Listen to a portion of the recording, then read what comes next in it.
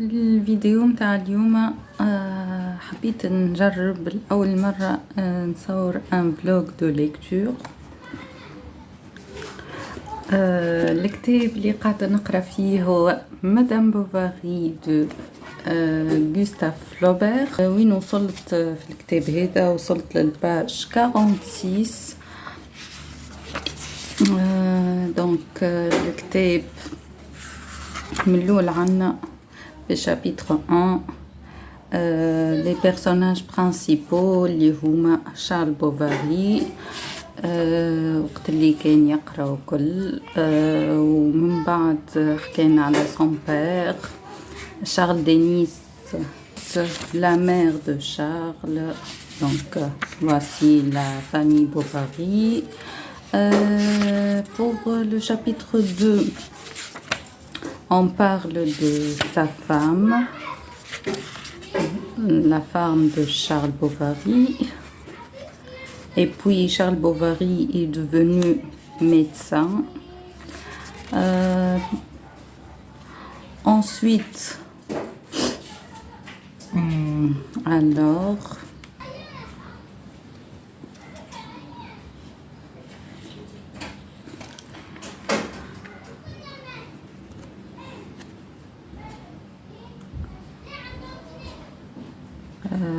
la mort de sa femme. Et puis le chapitre 3. Le chapitre 3. Donc la rencontre avec mademoiselle Emma. Voilà.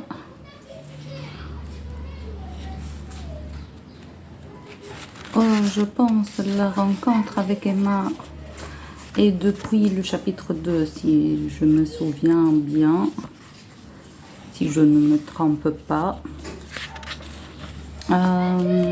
Alors, je vous lis un extrait. Lorsqu'il s'aperçoit donc que Charles avait les pommettes rouges près de sa femme, près de sa fille, ce qui signifiait qu'un de ces jours, on la lui demanderait en mariage. Il rumina d'avance toute l'affaire. Puis il y a le chapitre 4 qui décrit le mariage avec Emma. Donc il y a un extrait qui m'a beaucoup plu.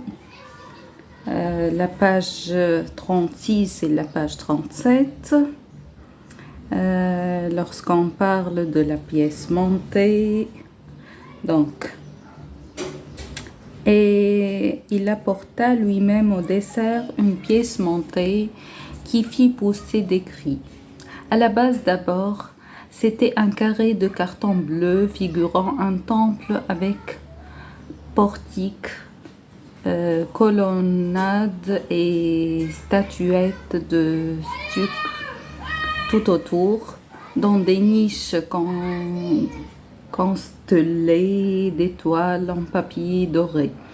Et puis se tenait au second étage un donjon en gâteau de Savoie entouré de menus fortifications en angélique, amandes, raisins secs, quartier d'orange. Et enfin, sur la plateforme supérieure, qui était une prairie verte où il y avait des rochers avec des lacs de confiture, avec des bateaux en écale de noisettes, on voyait un peu amour, se balançant à une escapolette de chocolat dont les deux poteaux étaient terminés par de boutons de rose naturels en guise de boule au sommet. Donc, c'est magnifique.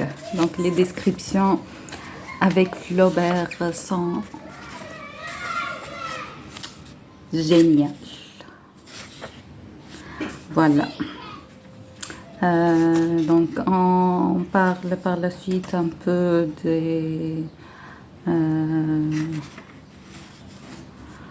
comment la vie, avec Charles, commence. Au lit le matin, et côte à côte sur l'oreiller, il regardait la lumière du soleil passer parmi le duvet de ses joues blondes que devraient admis les pattes escalopées de son bonnet. Vu de si près, ses yeux lui paraissaient agrandis, surtout quand elle ouvrait plusieurs fois de suite ses paupières en s'éveillant, noir à l'ombre et bleu foncé au pré-jour. Il avait comme des couches de couleurs successives et plus épaisses dans le fond. J'avance lentement, je m'amuse en lisant ce roman. Voilà.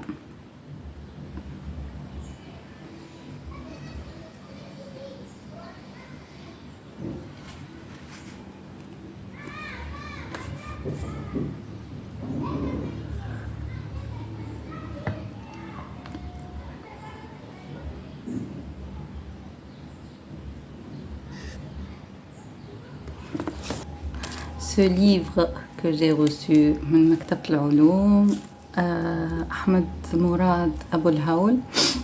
Je vous lis la quatrième. اليوميات الممنوعة من النشر للمصور الفوتوغرافي والخبير الجنائي سليمان أفندي السيوفي الذي دون فيها تفاصيل قضية جنائية غامضة دارت أحداثها خلال فترة تفشي وباء الطاعون في القرن التاسع عشر بالقاهرة بعد ظهور جثة عائمة في مياه النيل تحمل الكثير من الأسرار.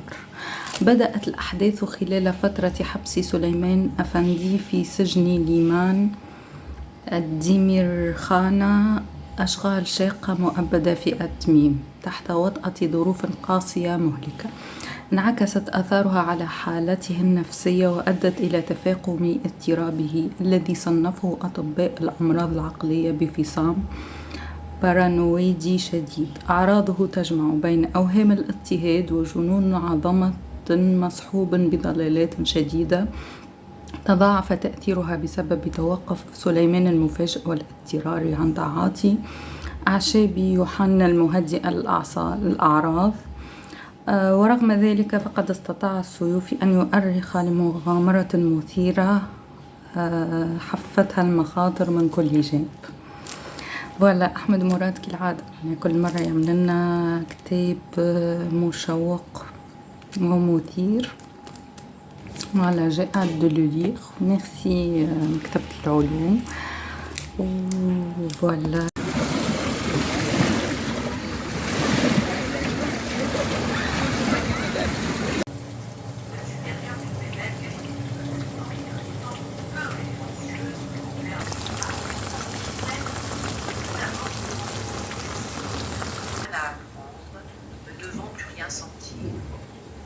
Mais l'anxiété d'un état nouveau, ou peut-être l'irritation causée par la présence de cet homme, avait suffi à lui faire croire qu'elle possédait enfin cette passion merveilleuse qui jusqu'alors s'était tenue comme un grand oiseau au plumage rose, planant dans la splendeur des ciels poétiques.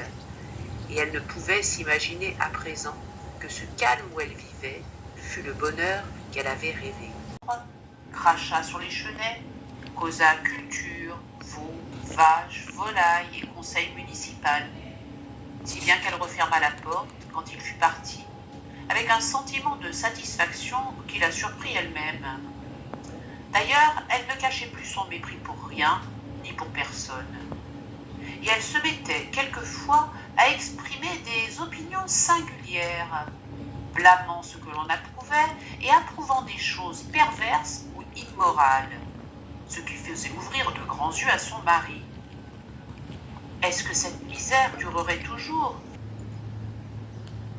Un jour, qu'en prévision de son départ, elle faisait des rangements dans un tiroir, elle se piqua les doigts à quelque chose. C'était un fil de fer de son bouquet de mariage. Les bouteilles d'argent s'effilochaient par le bord. Elle les jeta dans le feu. Il s'enflamma plus vite qu'une paille sèche. Puis ce fut comme un buisson rouge sur les cendres et qui se rongeait lentement. Elle le regarda brûler. Les petites baies de carton éclataient, les fils d'archal se tordaient, le galon se fondait, et les corolles de papier, racornies, se balançant le long de la plaque comme des papillons noirs, enfin s'envolèrent par la cheminée. Quand on partit le toast, au mois de mars, Madame Bovary était enceinte. نكمل نقرا مدام بوفاري ونعمل لكم هكا ابديت ليكتور اخر، وان شاء الله يكون عجبكم الفلوج هذايا، ونشوفكم ان شاء الله في فيديو جاي، وباي باي.